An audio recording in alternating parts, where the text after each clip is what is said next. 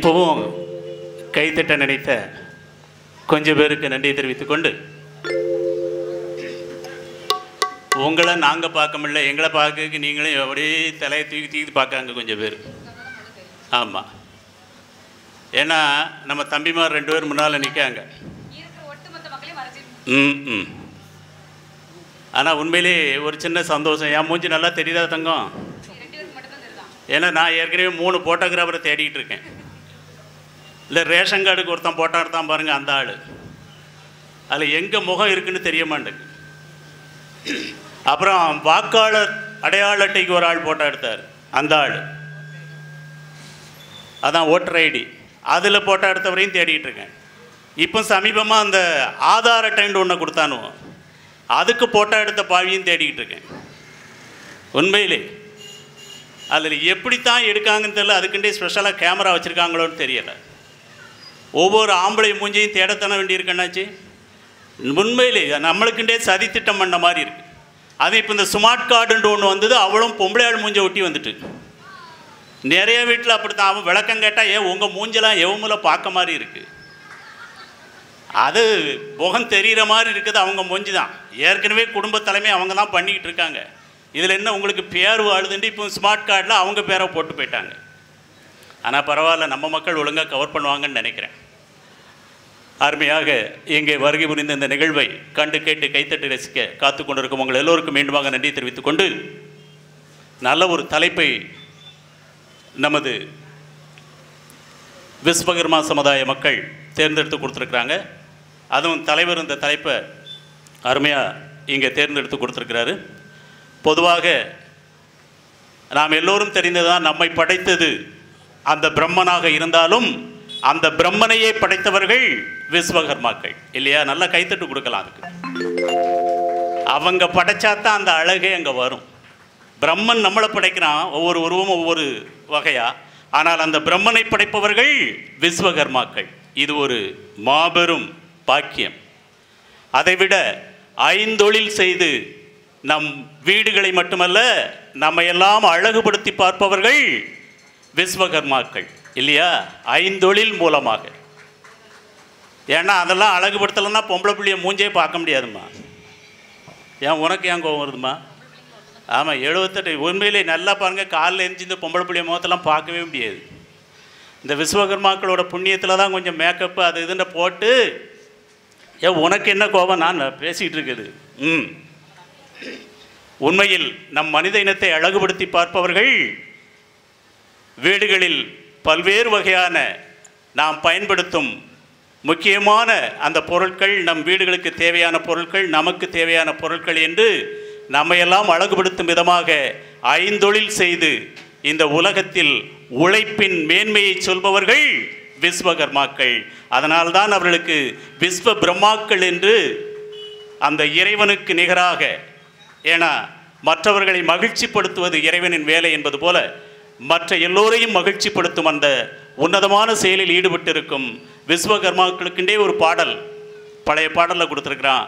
பல நூல் படித்து நீ எறியும் கல்வி, பொது நலன் கருதி நீ வழங்கும் செல்வம், பிறர் உயர்வினிலே உனக்கு இருக்கும் இன்பம், இவை அனைத்திலுமே இருப்பதுதான் தெய்வம், இவை அனைத்திலுமே இருப்பதுதான் தெய்வம். பாசமுள்ள பார்வையிலே கடவுள் வாழ்கிறான், அவன் கருணையுள்ள நெஞ்சினிலே கோயில் கொள்கிறான். இதோ எந்த தெய்வம் முன்னாலே நான் ஒரே ஒரு புன்னகையில் கண்டேனே. பிறர் மகிழ்ச்சியில் சந்தோஷப்படுபவன் இறைவனுக்கு நிகராவன். பாசமுள்ள பார்வையில் கடவுள் வாழ்கின்றார், கருணையுள்ள நெஞ்சங்களில் கோயில் கொள்கின்றார். இப்படி பல்வேறு வடிவங்களில் அந்த தெய்வ நிலையை குறிப்பிடும் போது அதில் நிச்சயம் விஸ்வ பிரம்மாக்களுக்கு இடம் உண்டு என்று சொல்லி, அப்படிப்பட்ட உன்னதமான அந்த சமுதாய மக்கள் சார்பில் இன்றைய 5ஆம் நாள் மண்டகப்படி சிறப்பாக நடைபெற்று கொண்டு இந்த பட்டிமண்டபம் இங்கே அருமையாக நடைபெற்று கொண்டிருக்கின்றது. நல்ல ஒரு தலைப்பு, குடும்ப வாழ்க்கையில் ஆண்களுக்கு பெண்கள் வில்லியா கதாநாயகியா? தலைப்பை பார்த்ததுனால நம்ம இதில் கொஞ்சம் பொம்பளை ஆட்கள் தலையை காணும். பேசி முடிச்சதுக்கப்புறம் தான் நம்ம முடிவுக்கு வர முடியும். குடும்ப வாழ்க்கையில் ஆண்களுக்கு பெண்கள் வில்லியா கதாநாயகியா? தலைப்பை பார்த்தாலே ஒரு வித்தியாசமாக இருக்கு. இவங்க என்ன சொல்கிறாங்கன்னா, அப்பா பேயாட்டம் ஆடிட்டு கிடக்கு வீட்டில், அவ்வளோ வில்ல கோஷ்டி அப்படின்னு பேசுகிறதுக்கு 2 பேர். அடா என்னங்க, அந்த பெண்கள் வரும் வாழ்க்கையில்தான் நாங்கள் கதாநாயகிகளாக உங்களை மட்டுமல்ல உங்கள் குடும்பத்தையும் உங்கள் சொந்த பந்தங்கள் சுற்றம் நட்புகள் எல்லோரையும் வாழ வைத்து ஒரு கதாநாயகிகளாக நாங்கள் வாழ்ந்து கொண்டிருக்கிறோம் என்று பேசுகிறதுக்கு 2 பேர். நான் எதுக்கு நடுவுலன்னு கேட்கக்கூடாது. நான் நீங்கள் உட்கார்ற மாதிரி அந்த பக்கம் உட்காரணும். என்ன நடுவில் ஒரு சேரை போட்டு உட்கார வச்சுருக்கேன். அது இந்த சேரை பார்த்தோன்னே எனக்கு கல்யாணம் ஞாபகம் வந்துட்டு. கல்யாணத்தன்னைக்கு 2 சேரை போட்டு உட்கார வச்சுருப்பாங்க. இப்போ கொஞ்சம் சந்தோஷமாக இருக்குது. நிறைய பேர் அந்த சேரில் உட்காந்து தலையை கவுந்து போகணும். அப்படித்தானே? அண்ணாச்செல்லாம் ரொம்ப யோசித்து சிரிக்கார். உண்மை, அந்த கல்யாண சேரை பார்த்தாலே நிறைய பேருக்கு அலர்ஜியாக இருக்குது. வாழ்க்கையில் அது வரைக்கும் எந்த பிரச்சனையும் இல்லாமல் குழப்பமும் இல்லாமல் மகிழ்ச்சியான ஒரு வகையான வாழ்க்கை. அதுக்கப்புறம் உள்ள வாழ்க்கை என்னங்கிறத தான் இவங்க சொல்ல போகிறாங்க. அந்த பெண்கள் வரும் வாழ்க்கை நமக்கு எப்படி இருக்குது?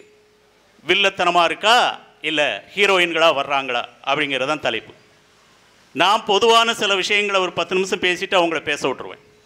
காலத்தின் அருமை கருதி நாம் அதை சரியான நேரத்திற்கு நிறைவு செய்ய வேண்டும் என்ற காரணத்தினால் எல்லாருக்கும் அதுக்குரிய காலகட்டத்தை வழங்க வேண்டும் என்றால் ஒரு 10 நிமிஷம். எல்லாருக்கும் நல்லா தெரியும், 2016 நவம்பர் மாதம் 8ஆம் தேதி நடந்த விஷயம் நமக்கு எல்லாம் தெரியும். ஒரு பொதுவான விஷயந்தான், ஆனால் நம்ம எல்லாரும் அனுபவப்பட்டோம். 2016 நவம்பர் 8 ராத்திரி 8 மணிக்கு என்ன நடந்துச்சு தெரிஞ்சவங்க கையை தூக்குங்க பார்ப்போம். 2016ஆம் வருஷம் நவம்பர் மாதம் 8ஆம் தேதி ராத்திரி 8 மணிக்கு என்ன நடந்தது? கூகுளை பார்த்தா. ஆனால் இதெல்லாம் நம்ம அனுபவப்பட்ட விஷயம். ஆனால் உண்மையிலே தமிழ்நாட்டுக்காரங்களுக்கு இந்த மறதி இருக்க போய் தான் நிறைய வித்தியாசமான விஷயம்லாம் வருது. அத்தத்தாரத்தில் அதில் மறந்துருந்தோம். வாழ்க்கையில் நமக்கு மறதிக்கு ரொம்ப ஃபேமஸ்ஸு தமிழ்நாடு. என்னெல்லாமோ நடக்கும், கொஞ்சம் மாதம் கழித்து பார்த்தீங்கன்னா அதெல்லாம் நமக்கு மறந்து போகுது. அது நிறைய பேருக்கு வசதியாக இருக்குது. மறப்போம் மன்னிப்போம் தான் இது. ஆனால் எல்லாரும் அனுபவப்பட்ட விஷயம். ஒருத்தருக்கும் தெரியலையா? நவம்பர் 8 2016 ராத்திரி 8 மணிக்கு நடந்தது என்ன? அடாப்பாவமே, யாராவது சொல்லுவாங்கன்னு பார்க்கேன். இந்திய பிரதமர் நரேந்திர மோடி அவர்கள் டிவியில் தோன்றி ஒரு வார்த்தையை சொன்னார். ராத்திரி 12 மணியோட 500 ரூபா 1000 ரூபா செல்லாதுன்னு. ஞாபகம் இருக்கா? என்ன பாடுபட்டம்மா, ஏடிஎம்மில் உருண்டுக்கிட்டு கிடந்தம்மா, ஞாபகம் இல்லையா? அவர் சொன்னார், இன்றைக்கு ராத்திரி 12 மணியோட அந்த உயர் மதிப்பு ரூபாய் நோட்டுகள் செல்லாது, டிசம்பர் 31 வரைக்கும் மாற்றிக்கிடலாம், மக்கள் அந்த சிரமங்களை பொறுத்து கொள்ள வேண்டும் அப்படின்னு அருமையாக சொல்லிட்டு போயிட்டார். அவர் சொன்ன காரணம் என்னென்னா, இந்திய நாட்டின் கருப்பு பணத்தை கள்ளப்பணத்தை ஒழிப்பதற்கான நல்ல முயற்சி, பொதுமக்கள் எல்லாரும் ஒத்துழைக்கணும், கொஞ்சம் சிரமந்தான்னு சொல்லிட்டு அவர் போயிட்டார். ஆனால் மோடி அவர்கள் சொன்னது மாதிரி இந்திய நாட்டின் கருப்பு பணம் கள்ளப்பணம் ஒழிஞ்சதோ ஒழியலையோ, மோடி அவர்கள் நினைச்சது மாதிரி இந்திய நாட்டிலேருந்து கருப்பு பணம் கள்ளப்பணம்லாம் வெளியே வந்ததோ வரலையோ, நம்ம வீடுகளில் புருஷமாருக்கு தெரியாமல் பொண்டாட்டி மாதிரி சேர்த்து வச்ச கருப்பு பணம் சிறுவாட்டு பணம் பூரா வெளியே வந்துச்சு. வந்துதா வரலையாம்மா? இதை யாராவது இல்லைன்னு சொல்ல முடியுமா? அப்பா, எங்கள் ஊரில் ஒரு பாதவத்தி 1 லட்ச ரூபா சேர்த்து வச்சுருக்காமா புருஷனுக்கு தெரியாமல். அவ்வளவும் 500 ரூபா 1000 ரூபா தாள். அவன் சொன்னான், நானே 50 ரூபா 100 ரூபா தான் பார்த்துக்கிட்டு இருக்கேன், இவன் அவ்வளோத்தையும் சேர்த்து வச்சுருக்காள். எல்லாம் அவன்கிட்ட இருந்து உருவி களவாண்டி சேர்த்து வச்சது தான். ராத்திரி 3 மணி 4 மணிக்கு ஆயிடுச்சுன்னா க்ளீனாக ரூபாயை தூக்கிட வேண்டியது. ஷூட்டிங் நேரம் தெளிவாக தூக்கிட வேண்டியது. அது அந்த பையன் கேட்பான், ஏமா அப்பா சட்டப்பேர், அவன் ஒரு லூசு பையன், அவனுக்கு என்ன தெரியும், சும்மா இரு. இவன் பார்ப்பான், அம்மா அப்படி கூடி 100 ரூபாய் தூக்கிட்டு போன பிறகு இவன் ஒரு 20 ரூபாய் எடுத்துகிட்டு இவன் இந்த பக்கம் கூடி போயிடுவான். அப்புறம் அந்த ஒரு வார்த்தையை சொல்லி வைப்பா, அந்த ஆள் திடீர்னு கணக்கு வழக்கு கேட்டாருன்னு சொல்லு, எங்களுக்கு எதுவும் தெரியலைன்னு சொல்லிருன்றுவா. ஆக களவுக்கும் பொய்க்கும் வழிகாட்டி விட்டுருதான். இப்படி 500 ரூபா 1000 ரூபாயை 1 லட்ச ரூபா எங்கள் ஊரில் ஒருத்தி சேர்த்து வச்சுருந்தான். இதை விட ஒரு பெரிய வேடிக்கை என்னென்னா, புருஷனுக்கு தெரியாமல் அவனுக்கே வட்டி கொடுற பாதவத்தி எங்கள் ஊரில் இருக்காம்மா. அவன் பதறிக்கிட்டு நிற்பான், ஏமா ஒரு 10,000 ரூபா அவசரமாக தேவைண்டு, இன்னும் இருங்க பக்கத்து வீட்டு மொத்தமாக கட்ட வாங்கிட்டு வரான்ட்டு பின்னால் ஓடி போவான். அப்படி தெளிவாக பீரோவில் அவள் பீரோவிலே 10,000 எடுத்து வந்து புருஷன்ட்ட கொடுத்துட்டு, முத்தம்மாக்கை பற்றி உங்களுக்கு நல்லா தெரியும், மாதம் பிறந்தா டான்னு 10 பைசா வட்டி எண்ணி கொடுத்துடணும். அப்படின்ட்டு அந்த 1000 வாங்கி 11,000 பீரோவில் வச்சுருவா பாதவத்தி. இது உண்மையிலே நடந்த விஷயம். இதுக்கு தான் அன்னைக்கே பாட்டுக்காரன் சொன்னான், காசேதான் கடவுளப்பா, அந்த கடவுளுக்கும் இது தெரியுமப்பா. காசேதான் கடவுளப்பா, அந்த கடவுளுக்கும் இது தெரியுமப்பா. கைக்கு கை மாறும் பணமே, உன்னை கைப்பற்ற நினைக்குது மனமே. கைக்கு கை மாறும் பணமே, உன்னை கைப்பற்ற நினைக்குது மனமே. நீ தேடும் போது வருவதுண்டோ, விட்டு போகும் போது சொல்வதுண்டோ. தேடும் போது வருவதுண்டோ, விட்டு போகும் போது சொல்வதுண்டோ. காசேதான் கடவுளப்பா, அந்த கடவுளுக்கும் இது தெரியுமப்பா. அந்த காசுக்காக இன்று குடும்பங்களில் நடக்கும் எத்தனையோ வித்தியாசமான செயல்கள் நடந்துகிட்டு இருக்கு. கணவன் மனைவிக்குள் சண்டை, பெற்றோர் பிள்ளைக்குள் சண்டை, இப்படி மாமியார் மருமகளுக்குள் சண்டை, பல்வேறு உறவுகளுக்குள்ளே போட்டி பொறாமை என்பது அந்த காசு அடிப்படையில் வச்சு நிறைய பிரச்சனையை வருதே. இந்த சூழ்நிலையில் ஆண்களுக்கு பெண்கள் வில்லியா கதாநாயகியா? என்ன பாடு இருக்கீங்க உண்மையிலேமா? ஏகப்பட்ட பிரச்சனை சொல்லிக்கிட்டே போகலாம். பெரியவங்களுக்கெல்லாம் நல்லா தெரியும். இப்போ இந்த செல்ஃபோனுன்னு ஒன்று வந்தது, அதை கண்டுபிடிச்ச போல தேடிட்டு இருக்கேன். அது இந்த டச் மொபைல்னு ஒன்று வந்ததுமா. யோசித்து பாருங்கள். ஒரு காலத்தில் நமக்கு ஃபோன் வந்தால் வெளியிலேருந்து வீட்டுக்குள்ளே ஓடுவோம். இப்போ வீட்டுக்குள்ளேருந்து வெளியே ஓடி வரான் செல்ஃபோனு. அதுவும் டச் மொபைல் வந்ததுக்கப்புறம் நிறைய குடும்பத்தில் டச்சே இல்லாமல் போயிட்டு, அப்பா ஒரு பக்கம் டச்சில் இருக்கார், அம்மா ஒரு பக்கம் டச்சில் இருக்கா. நான் செல்ஃபோனை தான் சொன்னேன், நீங்கள் வேறு எதையும் நினச்சிடக்கூடாது. 2 பேருக்கும் தெரியாமல் புள்ள ஒரு பக்கம் டச்சில் இருக்குது. காலையில் எழுந்திரிச்சு பல்லு விளக்கு தானே விளக்குலையே நிறைய பேர் செல்லைத்தான் விளக்கிட்டு இருக்கான். ஒரே விளக்கு தான் செல்லுக்கு. என்ன நடக்குண்டே தெரியலை. இப்படி காலத்தின் மாற்றம். வீட்டில் கவனியுங்க. ராத்திரி 12 மணிக்கு மொட்டை மாடிக்கு போனோம்னா செல்ஃபோன் பேசிகிட்டே பின்னால் மறந்துடுவான். கவனிக்கணும். அதை விட 11 மணிக்கு மேலே பொம்பளை பிள்ளை போர்வையை மூடிக்கிட்டு செல்லை தூக்குனான்னா எவனுக்கோ 10க்கு 10 குழியை வெட்டிட்டான்னு அர்த்தம். தெளிவாக இருக்கணும். அந்த அளவிற்கு இப்பொழுது இந்த செல்ஃபோன் என்பது குடும்பத்தில் பல்வேறு உறவுகளை சிதைக்கிறதுக்குண்டே வந்துருக்கு உண்மையிலே. அதுவும் பார்த்தீங்கன்னா ரோட்லலாம் நிறைய பேர் ரோட்டில் போகிறோமா எங்கே போகிறோன்ட்டு தெரியல, அவாட்டில் பேசிட்டு போகிறான். ரோட்டில் போகிற மற்றவங்களுக்கெல்லாம் எதுவும் அவங்களுக்கெல்லாம் எதுவும் பிரச்சனை வந்துடக்கூடாதுலாம் நினைக்கிறது கிடையாது. இவனுக்கு என்ன வந்தாலும் சரி, எவனுக்கு என்ன வந்தாலும் சரி, செல்ஃபோன் தான். Cell cell cell. என்ன பாடாக இருக்கீங்க? இந்த செல்ஃபோன் வந்ததுக்கப்புறம் நிறைய பொய் பேச கற்றுக்கிட்டோம். இது உண்மையா இல்லையா? நம்ம ஆள் விகேபுரத்தில் தான் பஸ்ஸை ஏறி இருப்பார். ஆனால் தெளிவாக சொல்லுவார், ஏ மாப்பிள்ளை சேர்மாதேவி தாண்டி வந்துட்டேன் பாரு, இல்லைன்னா பத்தமடையை தாண்டி வந்துட்டோம்ட்டு கதையை விடுவார். ஆனால் அங்கே விகேபுரத்தில் தான் பஸ்ஸை ஏறி இருப்பார். அவன் நின்றுக்கிட்டு பான்னு ஒரு 20 நிமிஷத்தில் வந்துடுவாண்டு. ஆனால் அங்கே போய் ஏகப்பட்ட சமாளிப்பு நடக்கும். செல்ஃபோன் வந்ததும் வந்தது, அனைவரும் பொய்யர்களாகி விட்டோம். இது உண்மையா இல்லையா? அதான் அன்னைக்கே கவிஞன் சொன்னான், பொய்யான சில பேருக்கு புது நாகரீகம், புரியாத பல பேருக்கு இது நாகரீகம், முறையாக வாழ்வோர்க்கு எது நாகரீகம், முன்னோர்கள் சொன்னார்கள் அது நாகரீகம், முன்னோர்கள் சொன்னார்கள் அது நாகரீகம்.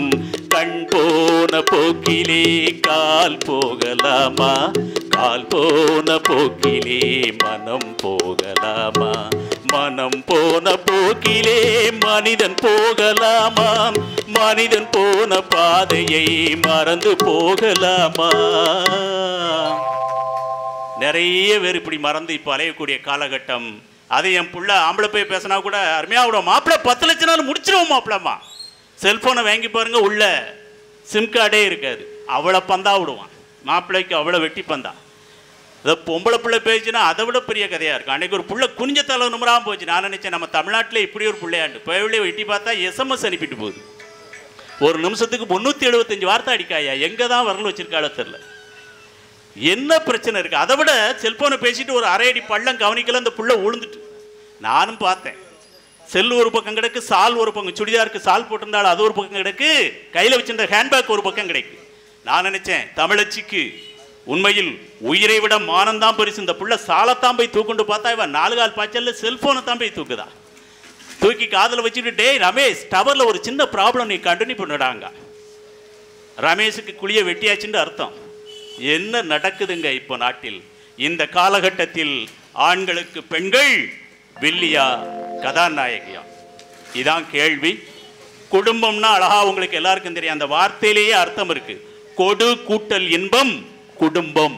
எவ்வளவு தெளிவா சொல்லியிருக்கான் பாருங்க. அன்னைக்கு கவிஞன் சொன்னா, வண்டி உருண்டோட அச்சாணி தேவை என்றும் அதுபோல வாழ்க்கை ஓடவே ரெண்டு அன்புள்ளம் தேவை. அழகா சொன்னாங்க. வண்டிக்கு அந்த ரெண்டு அச்சாணி எவ்வளவு முக்கியமோ அதுபோல வாழ்க்கை என்னும் வண்டி போகணும்னா ஆணும் பெண்ணும் சிறப்பாக அந்த குடும்பத்தை வழிநடத்தி சென்றால் அது சரியா இருக்கும். யாராவது ஒருத்தர் அங்க சரியில்லைன்னாலும் அந்த வாழ்க்கை பிரச்சனைகள், பிக்கல்கள், புடுங்கல்கள் என்று பல்வேறு சோதனைகள் வந்துவிடும். இந்த இல்லற வாழ்க்கையில், குடும்ப வாழ்க்கையில் ஆண்களுக்கு பெண்கள் வில்லியா கதாநாயகியா என்று அருமையான வாதம் இங்கே தொடங்க இருக்கின்றது. அந்த வகையில் குடும்ப வாழ்க்கையில் ஆண்களுக்கு பெண்கள் வில்லிகளே என்ற அணியில் தலைமையேற்று பேசுவதற்காக எனது அருமை நண்பர், சின்ன தொலைக்காட்சியில் அருமையாக தனது கலைப்பயணத்தை தொடர்ந்தவர், ஒளிப்பதிவாளராக, ஆமாம் ஒளிப்பதிவாளராக, நிகழ்ச்சி தொகுப்பாளராக பல்வேறு பணிகளில் திறம்பட செயலாற்றி குறும்படம் என்ற அருமையாக நடிகர் நெப்போலியன் மூலமாக அந்த சின்ன திரையுலகில் ஒரு அருமையான குறும்படங்களை இயக்கி, அது இப்போ நெல்லை களஞ்சியம். அதற்கு அடுத்து எட்டு திக்கும் மதயானை என்ற திரைப்படத்தில் உதவி இயக்குனராகவும் நகைச்சுவை நடிகராகவும் நடித்து இப்போது நெல்லை ஆவணப்படம் என்ற குறும்படத்தை தயாரித்துக் கொண்டிருப்பவர், கதிர் டிவி என்ற இன்டர்நெட் டிவியை நடத்தி கொண்டிருப்பவர் என்று பன்முக திறமையாளராக, முத்தமிழும் கற்ற வித்தகராக நமது ஊருக்கு வருகை புரிந்து பல்வேறு தலை சிறந்த நடுவர்கள் மத்தியில் அசத்தி கொண்டிருக்கும் நெல்லை சீமையின் அருமை நண்பர் திரு முத்தமிழ் அவர்கள் வில்லியே என்ற அணியில் தலைமையேற்று பேசுவதற்காக, அவருக்கு உறுதுணை புரிந்து பேசுவதற்கு அருமை தம்பி, கிராமிய கலை என்னும் நாட்டுப்புற வழக்காற்றியலில் MA MPhil PhD என்று அருமையாக டாக்டர் பட்டம் பெற்றவர், இன்று தமிழகத்தில் தலை சிறந்த நடுவர்கள் மத்தியில் அசத்தி கொண்டிருப்பவர், கலைஞர் தொலைக்காட்சியின் சங்கமம் நிகழ்ச்சி மூலமாக கிராமிய கலையில் புதிய புரட்சியை படைத்தவர், இன்று நமது ஊருக்கு வருகை புரிந்திருக்கும் அவருடைய கிராமிய பாடல்களுக்கு நானும் ஒரு ரசிகன் என்ற முறையில் சிறப்பான பாடல்களோடு அட்டகாசமான நகைச்சுவை வழங்குவதற்கு காத்து கொண்டிருக்கும் நெல்லை சீமையின் கிராமத்து குயில் என்று நாங்கள் அழைக்கும் அன்பு தம்பி திரு செல்வகுமார் அவர்கள் வில்லியே என்ற அணியில் பேசுவதற்கு. ஆமா, வில்லியேன்னு சொன்னா கூட பொம்பளை ஆட்கள் தாங்க கை தட்டுதான். ஆம்பளை ஆட்கள் பூரா என்ன வேற வழி இல்லையா அப்படின்னு தெரியல. வீட்டில் பொண்டாட்டி சொன்னா தான் எதையும் செய்ய முடியாது, இங்கேயாவது கையை தட்டுங்களேன், இல்லை பின்னால் சைடில் வீட்டம்மா இருக்குதா. ஆமாம், கையை தட்டினா மவனிட்டு சொல்லி விட்டுருக்கோம் என்னப்போ தெரியல. என்னங்கிய வீட்டிலையும் கொடுமை வெளியிலையும் கொடுமையா. நிறைய பேர் பொண்டாட்டிமார் கூட வெளியில் வந்தால் வாயை கூட திறக்க மாட்டாங்க. உண்மைதாங்க, ஆம்பளை ஆட்கள்லாம் வாயை திறக்குன்னா வீட்டில் ரெண்டே விஷயம், ஒன்று கொட்டாய் விடுறதுக்கு, இன்னொன்று சாப்பிடுறதுக்கு. அந்த அளவுக்கு கட்டுப்படுத்தி வச்சுருக்காங்களே அப்படின்னு இவங்க சொல்கிறாங்க. ஆனால் அப்படியெல்லாம் இல்லை. அந்த பெண்கள் வரும் வாழ்க்கை நாங்கள் என்றும் கதாநாயகிகளாகத்தான் வருவோம் என்று வாழ்க்கையில், குடும்ப வாழ்க்கையில் ஆண்களுக்கு பெண்கள் கதாநாயகிகளே என்ற அணியில் தலைமையேற்று பேசுவதற்கு அருமை சகோதரி, சன் டிவியில் டி ராஜேந்தர் அவர்கள் அரட்டை அரங்கம் நடத்தும் போது அந்த நிகழ்வில் அருமையாக கலந்து கொண்டு ராஜேந்திரையே தனது கருத்து வாதத்தால் திறம்பட பரபரப்பாக சமாளித்த, பதற வைத்த சரவடி பேச்சாளர், இன்று தமிழகத்தில் தலை சிறந்த நடுவர்கள் மத்தியில் அசத்தி கொண்டு வெளிநாடுகளுக்கெல்லாம் பேச செல்லும் சிறப்பான வாய்ப்பை பெற்ற அன்பு தங்கை திருச்செந்தூரிலிருந்து வருகை புரிந்திருக்கும் பமிலா அவர்கள் கதாநாயகியே என்ற அணியில் தலைமையேற்று. நல்லா கையை தட்டுங்கம்மா. கையை தட்டுறதுனால என்ன குறைஞ்சு போகுது? நிறைய நல்லது நடக்குங்க. இது அமெரிக்காவில் கண்டுபிடிச்சிருக்காங்க ஆய்வில். நல்லா கை தட்டினீங்கன்னா சுகர் கம்ப்ளைண்ட் கிடையாது, நல்லா கை தட்டினா ப்ரெஷர் கிடையாது, நல்லா கை தட்டினா ஹார்ட் அட்டாக் கிடையாது, நல்லா கை தட்டினா கேன்சர் ப்ராப்ளம் கிடையாது. இதை விட சிறப்பாக இப்போ 2017 டிசம்பரில் அந்த அமெரிக்க ஆய்வில் என்ன சொல்லியிருக்காங்கன்னா, நல்லா கை தட்டினீங்கன்னா, பெண்கள் நல்லா கை தட்டினீங்கன்னா உங்களுக்கு முடி வளருமாம்மா. ஆமாம், அதுக்குள்ளே என் தங்கச்சி ஒருத்தங்க முடியை தூக்கி முன்னால் போட்டு பார்க்காங்க. இப்போ வளராது, 10 நாள் கழித்து தான் வளரும். நாங்கள் பிறகு ஊரை விட்டு வெளியே போகணுமே. இருந்தாலும் நீங்கள் கைத்தட்டுவதனால் இவ்வளவு நன்மை உண்மையில் உண்டு. நரம்பு பிரச்சனைகளுக்கு தீர்வு உண்டு. இப்படி கைத்தட்டுவதால் சிறப்பான நன்மைகள் உண்டு என்ற காரணத்தால் நீங்கள் நல்லா கையை தட்டணும். இப்போ நம்ம ஒரு சின்ன பிள்ளைகிட்ட ஏதாவது ஒரு செஞ்சுக்கிட்டு இருக்கும்போது கையை தட்டிக்கிட்டே இருங்க, அது நிறைய கூட கொஞ்சம் வித்தைகளை செய்யும். அதேமாதிரி கலைஞர்களுக்கு நீங்கள் கைத்தட்ட நிறையா பேசணும், நல்லா பேசணுன்ற ஆசை வரும். கையை தட்ட விட்டுதுன்னா சின்ன பிள்ளை சோர்ந்து போய் உட்காந்துரும். ஆமாம், இனி பமிலாலாம் நீங்கள் கைத்தட்டலாம் தூங்கிடுவா நின்றுக்கிட்டே. அதனாலே கையை தட்டுங்க.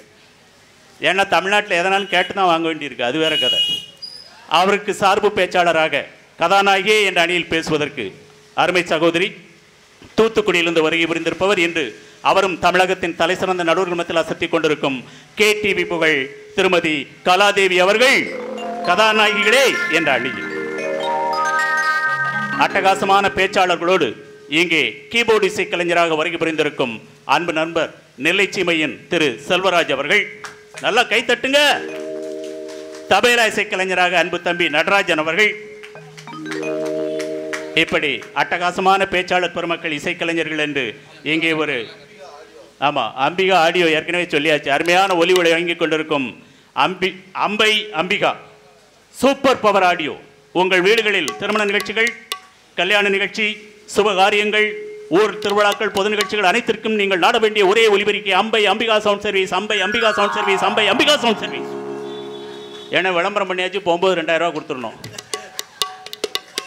நாங்கள் எஃப்எம்ல 10 செகண்ட் வாய திறந்தாலும் 1000 ரூபா. அவருக்கு 30 செகண்ட் விளம்பரம் பண்ணியிருக்கேன். சலுகையாக தான் சொல்லியிருக்கேன். 2000 ரூபா தான் கேட்டிருக்கேன்.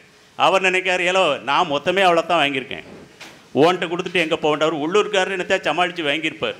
ஆனால் அருமையாக ஒலி ஒளி வழங்கி கொண்டிருக்கும் அவர்களுக்கும் சிறப்பாக அனுமதி வழங்கி காவல்துறை சகோதர சகோதரிகளுக்கு நன்றி தெரிவித்துக் கொண்டு உடனடியாக குடும்ப வாழ்க்கையில் ஆண்களுக்கு பெண்கள் வில்லியே என்ற அணியில் தலைமையேற்று பேசுவதற்காக அருமை நண்பர் திரு முத்தமிழ் அவர்கள் வருகிறார். அவருக்கு உங்கள் உற்சாகமான வரவேற்பு கொடுக்குமாறு அன்போடு கேட்டுக்கொள்கிறேன். வாங்க சார்.